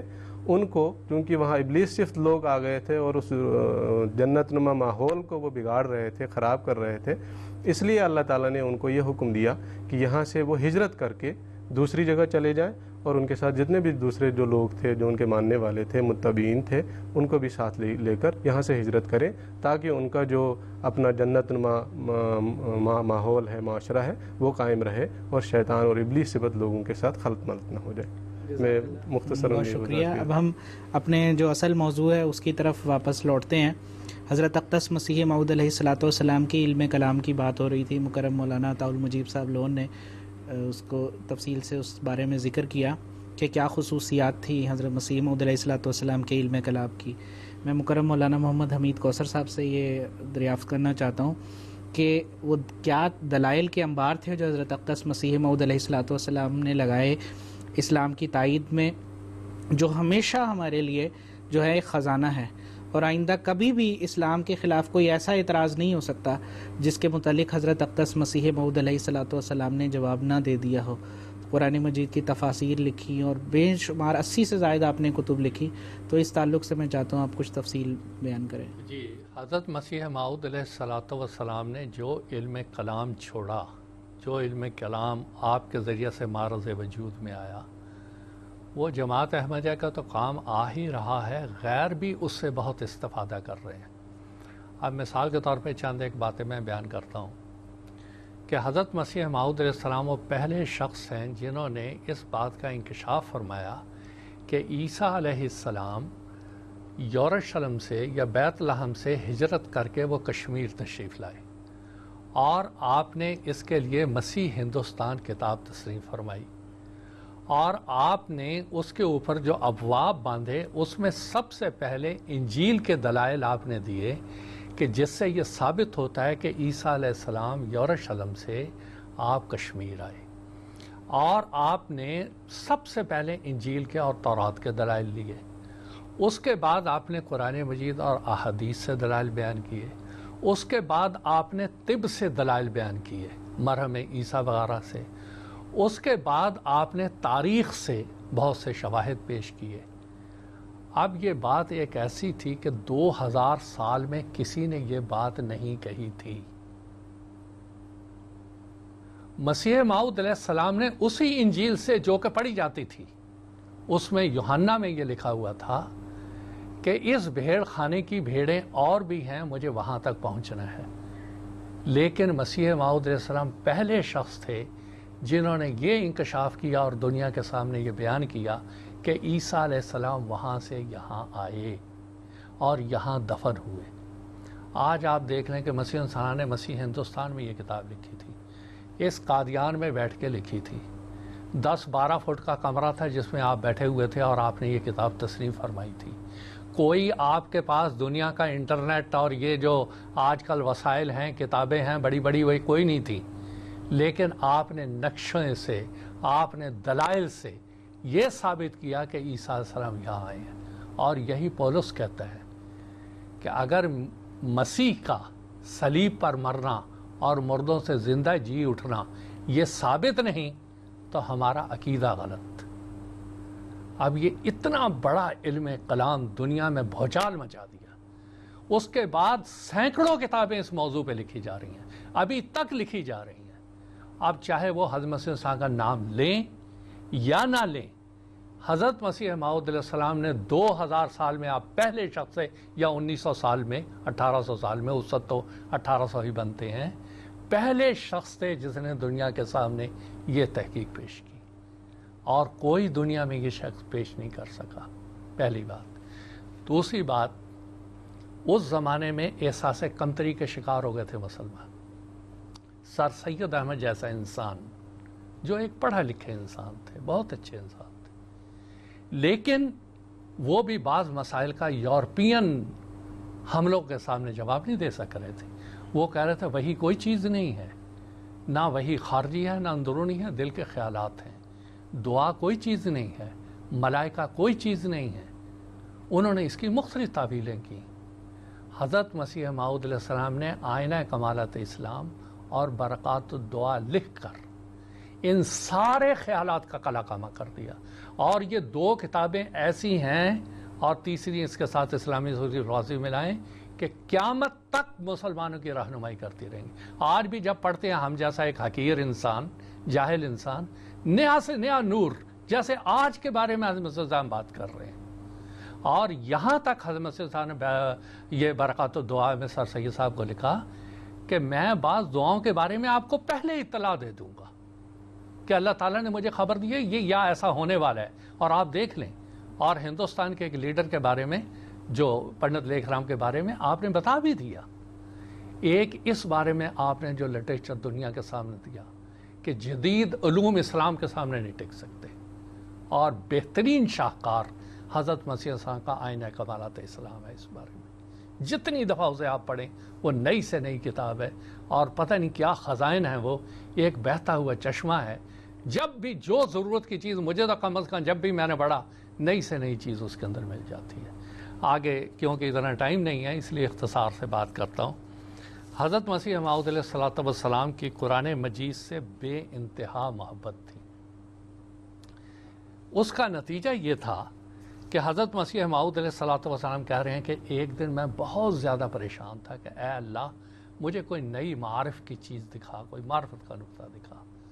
حضور فرماتے ہیں قرآن مجید کی ایک آیت میرے سامنے آ گئی، اور وہ آیات یہ تھی وَقَذَالِكَ أَوْحَيْنَا إِلَيْكَ قُرْآنًا عَرَبِيًّا لِتُنذِرَ أُمَّ الْقُرَىٰ وَمَنْ حَوْلَهَا، کہ ہم نے تیری طرف قرآن مجید عربی میں وحی کیا ہے تاکہ ام القریٰ یعنی مکہ والوں کو اور اس کے ارد گرد کو ڈرائے۔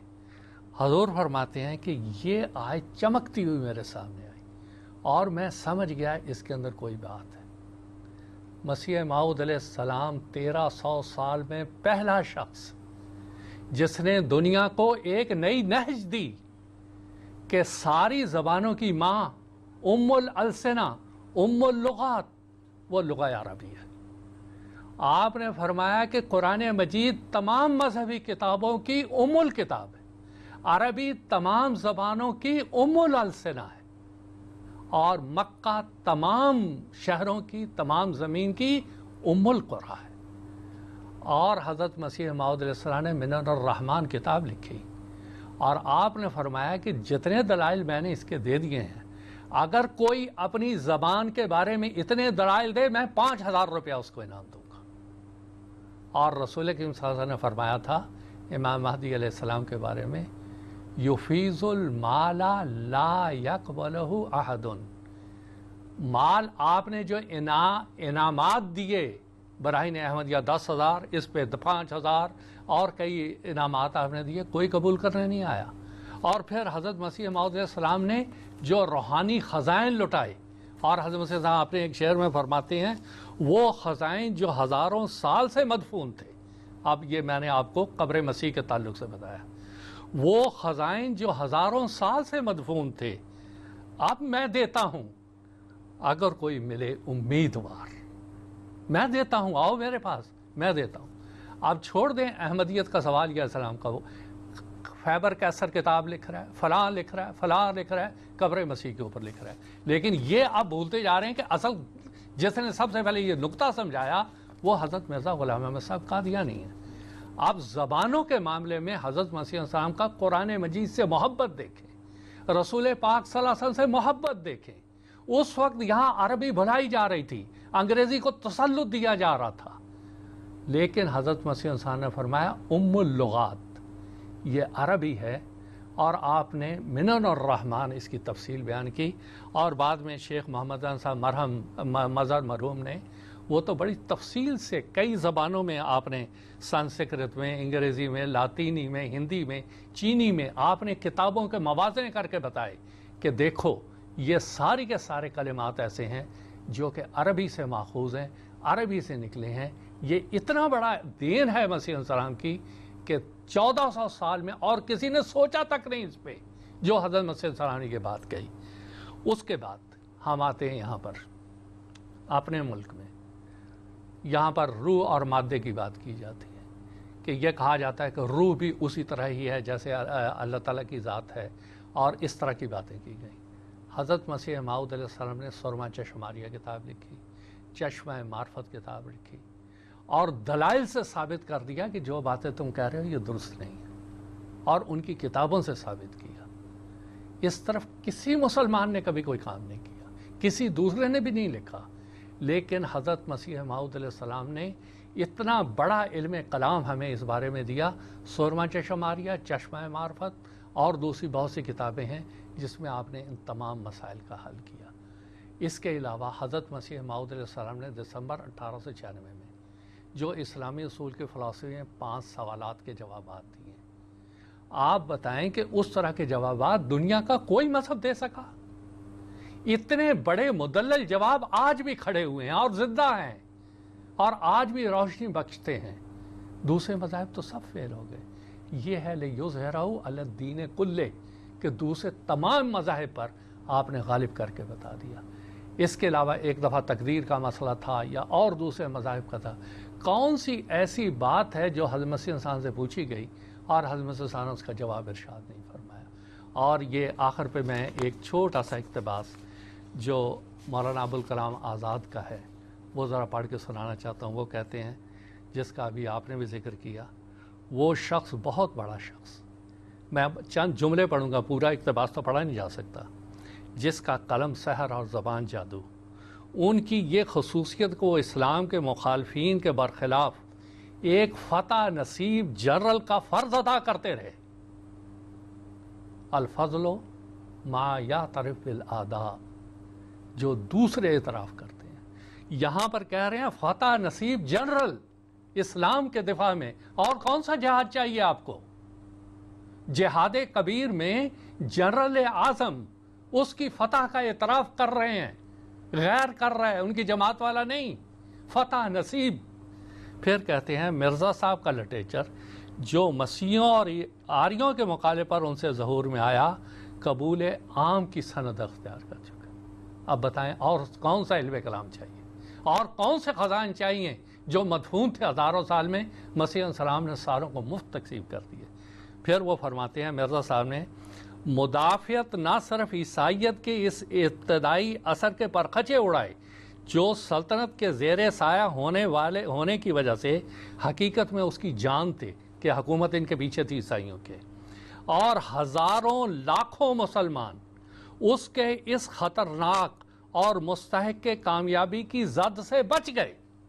بتائیں کتنا بڑا اعتراف ہے، ما شاہدت بہ الاعداء، کہ ہزاروں لاکھوں مسلمان مرزا صاحب کے دلائل کی وجہ سے بچ گئے۔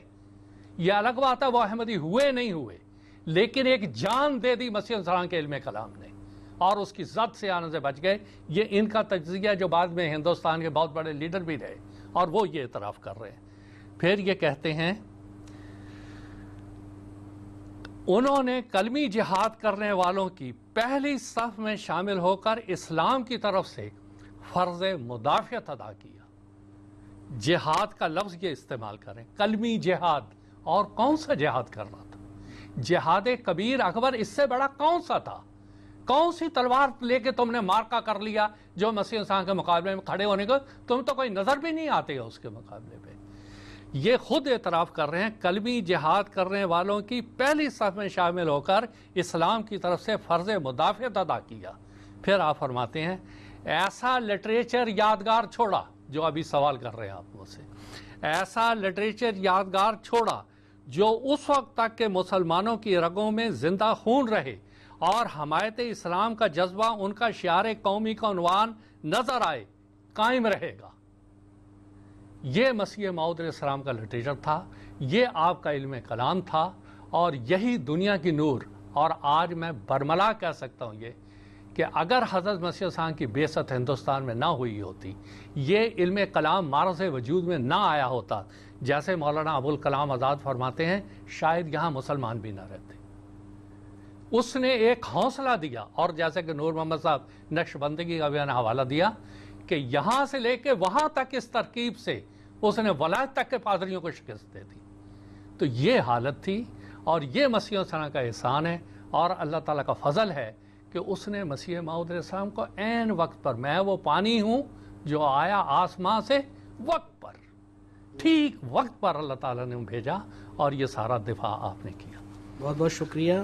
اور حضرت اقدس مسیح موعود علیہ السلام نے اپنی یہ تمام علمی کاوشوں کو اور اس خزانے کو حضور صلی اللہ علیہ وسلم کے قدموں میں پیش کیا اور فرمایا این چشمہ رما کہ بخل کے خدا دہم یک قطرہ زبہر کمال محمد است، کہ یہ جو علم و عرفان کا چشمہ میرے ذریعے سے جاری ہے، یہ میرے آقا حضرت محمد مصطفیٰ صلی اللہ علیہ وسلم کے کمالات میں سے ایک قطرہ ہے۔ تو تمام فضیلتوں کو حضرت اقدس مسیح موعود علیہ السلام نے اپنے آقا حضرت محمد مصطفیٰ صلی اللہ علیہ وسلم کی طرف ہی منسوب کیا۔ تو وہ جو نے اس سے اور زیادہ واضح کر کے دیا، وہ پیشوا ہمارا جس سے ہے نور سارا، نام اس کا ہے محمد، دل بھر میرا یہی ہے، اس نور پہ فدا ہوں، اس کا ہی میں ہوا ہوں، وہ ہے میں چیز کیا ہوں، بس فیصلہ یہی۔ بالکل صحیح بات ہے۔ جزاک اللہ۔ اب کچھ ہمارے کالرز ہیں، ان سے بات کرتے ہیں، وقت بھی تھوڑا رہ گیا۔ مکرم سید اقبال صاحب ہیں پاکستان سے، ان سے بات کرتے ہیں۔ سید اقبال صاحب، السلام علیکم ورحمۃ اللہ وبرکاتہ۔ وعلیکم السلام جناب، سوال رہ کر آگے امیر صاحب نے بہت اچھا جواب دیا فاطمہ مسیح کے بارے میں۔ تو ایک تھا، انہوں نے یہ بھی بتایا، واضح کر دیا تھا کہ نبی جو ہے وہ امتی ہے، آنے والا جو سا نبی ہے، مطلب آنے والا مسیح جو سا وہ امتی ہے۔ تو مگر علماء کرام کہتے ہیں کہ جو سا آنے والا مسیح ہے وہ حضرت عیسیٰ ہوں گے، مطلب جو زندہ آسمان پہ گئے ہیں۔ تو اس کے بارے میں واضح پوچھنا چاہ رہا تھا کہ جی ٹھیک ہے اللہ قبلی سے کہ اس کا جواب میں پوچھوں۔ ایک اور کالر ہے مرزا انور احمد صاحب، ان کا بھی سوال اس سے ملتا جلتا ہے۔ مرزا انور صاحب لندن سے، ان سے ہم بات کریں گے۔ انور صاحب السلام علیکم ورحمۃ اللہ وبرکاتہ۔ وعلیکم السلام ورحمۃ اللہ وبرکاتہ۔ اس سے پہلے کہ میں اپنا سوال کروں، میں ایک اظہار خیال کرنا چاہتا ہوں، وہ یہ ہے کہ جلسہ سالانہ انگلستان پر قادیان کے ہمارے بہت پیارے پیارے بھائی آئے تھے اور کچھ واپس جا رہے ہیں، بہت ان سے مل کر خوشی ہوئی۔ طارق صاحب بھی ملاقات ہوئی، کریم الدین صاحب سے بھی، اور بھی دوسرے بزرگ بھائیوں سے، تو میں اس خوشی کا اظہار کرنا چاہتا تھا. جزاک اللہ. اب میرا سوال یہ ہے کہ اپنا مولوی صاحب نے خدا کے فضل سے علم البیان اور علم الکلام حضرت موسیٰ علیہ السلام کا جو ہے بڑی تفصیل سے بتا دیا ہے. مجھے خیال آتا ہے اور میں چاہوں گا کہ اس کا بھی جواب دیں. 100 سال سے زیادہ ہو گیا ہے حضرت موسیٰ علیہ السلام نے کتاب لکھی مسیح ہندوستان میں. سائنس کا زمانہ آ گیا، امیجنگ ہو گئی، سب کچھ ہو گیا. آج تک ہمارے جو مخالف ہیں، جو عیسیٰ علیہ السلام کا انتظار کر رہے ہیں کہ وہ آسمان سے نازل ہوں گے، انہوں نے اس کتاب پر غور کیوں نہیں کیا اور کشمیر جا کر اپنے مصر کے اور دوسرے جتنے ان کے علماء ہیں، انڈونیشیا کے، امریکہ سے ان کی وقفیت ہے، فرانس کی ان سے وقفیت ہے، وہ کیوں نہیں آ کے ثابت کرتے کہ یہ عیسیٰ علیہ السلام کی قبر نہیں ہے، کسی اور کی ہے. اور میں آپ کی وساطت سے ان کو چیلنج دیتا ہوں کہ وہ ثابت کریں، ہمارے دشمن جو ہے جو ختم نبوت پہ تلے ہوئے ہیں، کہ وہ ثابت کریں آ کے کہ یہ عیسیٰ علیہ السلام کی قبر نہیں ہے. تب ان کو پتہ چلے گا کہ مرزا غلام احمد قادیانی ہی مہدی موعود اور مسیح موعود ہیں جو آئے تھے، اور جنہوں نے آ کے جس طرح مولوی صاحب نے فرمایا ہے سب پہ ثابت کر دیا ہے کہ ختم نبوت کا اصل مفہوم کیا ہے. جزاکم اللہ خیر الجزا. جزاک اللہ، بہت بہت شکریہ انور صاحب. میں مولانا صاحب بالکل وقت مختصر سا رہ گیا ہمارے پاس، تو جیسا کہ انہوں نے فرمایا کہ کیوں نہیں متوجہ ہوتے. حضرت مسیح السلام نے تو فرمایا کہ ایک وقت آئے گا کہ سب نو امید ہو کے یہ عقیدے کو چھوڑ دیں گے. میں مختصر آپ سے گزارش کروں گا، یہ ہے کہ یہ سارا اچھی طرح سے سمجھ رہے ہیں جی. بات انہوں نے ایک بہت پتے کی ہے. سوال یہ ہے کہ حضرت مسیح السلام کا تو یہ اعلان 100 سال سے ہے، کیوں نہیں ثابت کرتے کہ نہیں ہے؟ بارے ثبوت تو ان پہ ہے، ہم نے تو سارے ثبوت فراہم کر دیے. اب یہ ثابت کریں کہ وہ نہیں ہے. وَآوَيْنَهُمَا إِلَىٰ رَبْوَةٍ ذَارِ قَرَارٍ وَمَعِينٍ کا مصداق کون ہے؟ رسول اکرم صلی اللہ علیہ وسلم کی اس حدیث کا مطلب کیا ہے؟ اِنَّ عِیسیٰ ابْنَ مَرْیَمَ عَاشَ 20 وَمِائَةً وَإِنِّی لَا أَرَانِی إِلَّا ذَاهِبًا عَلَىٰ رَأْسِ 60 کہ عیسیٰ علیہ السلام 120 سال زندہ رہے اور میں جو ہوں ان سے نصف عمر 60 سال زندہ رہوں گا. سوال یہ ان حدیثوں کا مطلب کیا ہے؟ اور دوسری بات یہ ہے کہ جیسا کہ میں نے ابھی بات بیان کی کہ کہاں قرآن مجید میں لکھا ہے عیسیٰ علیہ السلام آسمان پر گئے. دیکھیں بڑے اختصار سے میں بات کہتا ہوں. رسول اکرم صلی اللہ علیہ وسلم کی احادیث کی روشنی میں دیکھیں گے وہ عیسیٰ علیہ السلام بنی اسرائیل کے تھا، رسولاً الی بنی اسرائیل، وہ بنی اسرائیل کا رسول تھا، وہ امت محمدیہ کی طرف نہیں آ سکتا. کیا قرآن مجید کے سارے الفاظ بدلیں گے؟ سورہ صف میں کیا فرما رہے ہیں؟ وَإِذْ قَالَ عِیسیٰ ابْنَ مَرْیَمَ إِنِّی رَسُولُ اللَّهِ إِلَیکُم. کیا جب وہ بنی اسرائیل کو کرے میں تمہاری طرف رسول ہوں، ادھر آ کے کیا وہ امت محمدیہ بنیں گے؟ کس قسم کی باتیں کر رہے ہیں؟ ایک آخری بات کر کے میں بات ختم کروں گا. رسول کریم صلی اللہ علیہ وسلم نے 2 مسیحوں کا ذکر کیا ہے اور دونوں کے حلیے اور شکلیں بتا دی ہیں. پہلے کے بارے میں فرمایا احمر جعد کہ اس کا رنگ سرخ تھا، اس کے بال گھنگریلے تھے، وہ پہلے مسیح کے بارے میں بتایا. دوسرے مسیح کے بارے میں فرمایا آدم، اس کا رنگ گندم گوں ہے اور اس کے بال سیدھے بال ہے، اور دونوں کے حلیے اور رنگ الگ الگ بتا دیے. اگر وہی آنا تھا تو یہ 2 حلیے بتانے کی ضرورت کیا تھی؟ یہ اتنی بڑی دلیل ہے، یہ بخاری کی حدیث ہے. اس کے بارے میں احمر و جعد اور اس کے بارے میں آدم و سبط الشعر کہ یہ گندمی گوں ہے اور اس کے بال سیدھے ہوں گے. وہ سرخ ہے، اس کے بال گھنگرالے ہیں. اگر ایک ہی نہیں آنا ہے، اسی جسم سے آنا ہے، تو یہ 2 حلیے بتانے کی ضرورت کیا ہے؟ پھر اس حدیث کا مطلب کیا ہے؟ تو اس سے بالکل واضح ہوا کہ وہ مسیح اور جو بنی اسرائیل کا تھا، یہ مسیح مہدی ہے جو امتی ہے، اور یہ رسول کریم صلی اللہ علیہ وسلم کی امت میں سے آئیں گے اور احیاء اسلام کے لیے آئیں گے. اس سے زیادہ واضح بات اور کیا ہو سکتی؟ جزاک اللہ، بہت بہت شکریہ. اب ہمارے پروگرام کا وقت ہو چکا ہے. مکرم تنویر احمد صاحب، عطاء الوحید لون صاحب، توفیق صاحب، ناظم حسین صاحب، رفیع رضا قریشی صاحب، یہ سب ابھی یہ بھی ہولڈ پر تھے، لیکن ہم آپ سب سے معذرت چاہتے ہیں. انشاءاللہ آئندہ پروگرام میں ہم آپ کے سوالات لینے کی کوشش کریں گے. میں آخر پر اپنے تمام جو غیر احمدی دوست ہیں ان سب کو یہ کہنا چاہوں گا کہ جماعت احمدیہ کی سچائی تو اظہر من الشمس ہے.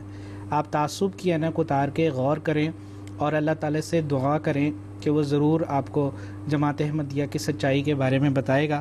آخر میں حضرت اقدس مسیح موعود علیہ الصلوۃ والسلام کے ایک اقتباس پر اس پروگرام کو ختم کرنا چاہوں گا۔